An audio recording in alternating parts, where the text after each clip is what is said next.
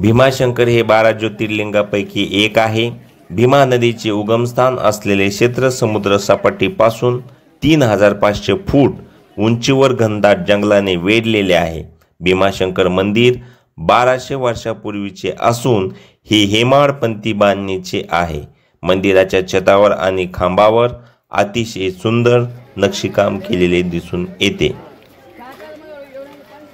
भीमाशंकर ज्योतिर्लिंगाची कहाणी काय आहे?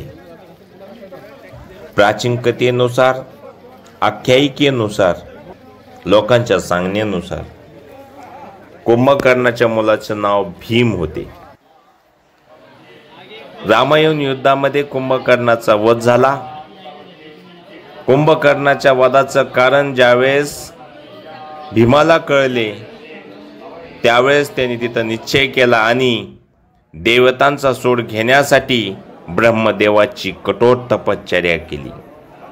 ब्रह्मदेवाची तपश्चर्या केल्याच्या नंतर सर्वात ताकदवान होण्याचं वरदान मागितलं। त्या काळी कामरूपेश्वर नावाचा एक राजा महादेवाचा मोठा भक्त होता। एके दिवशी राजाला महादेवाची पूजा करताना पाहून भीमने राजाला महादेवाची नाही तर माझी पूजा कर असे सांगितले। राजाने भीमाच्या आज्ञेचे पालन केले नाही। यामुळे क्रोधित झालेल्या भीमने राजाला बंदी बनवले।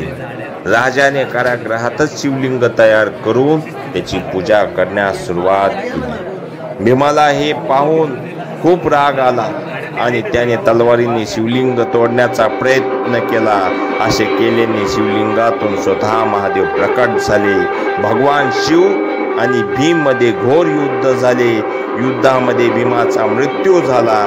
त्यानंतर देवतांनी महादेवाला कायमस्वरूपी येथेच वास्तव्य करण्याची विनंती केली। त्यानंतर शिवलिंग रूपात याच ठिकाणी महादेव स्थापित झाले। या ठिकाणी भीमाशी युद्ध केल्यामुळे या ठिकाणाचे भीमाशंकर नाव असे पडले, अशी आख्यायिका प्राचीन कथेनुसार आहे।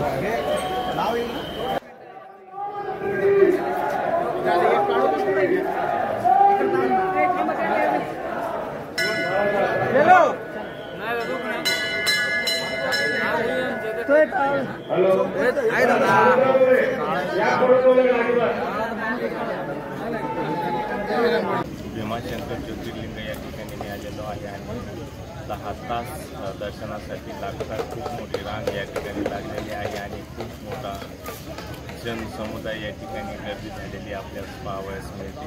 खूप असं डोंगरामध्ये विलक्षणीय असणारं निसर्गाच्या सानिध्यामध्ये असणारे हे हिंदू टेम्पल आहे आणि तिथं आल्याच्या नंतर 5-6 तास रांगेत लागून दर्शन घेतल्याच्या नंतर जे देवाचं दर्शन झालं ते खूपच विलोभनीय होतं आणि मनाला प्रसन्न करणारं होतं आणि खूपच आनंद वाटला।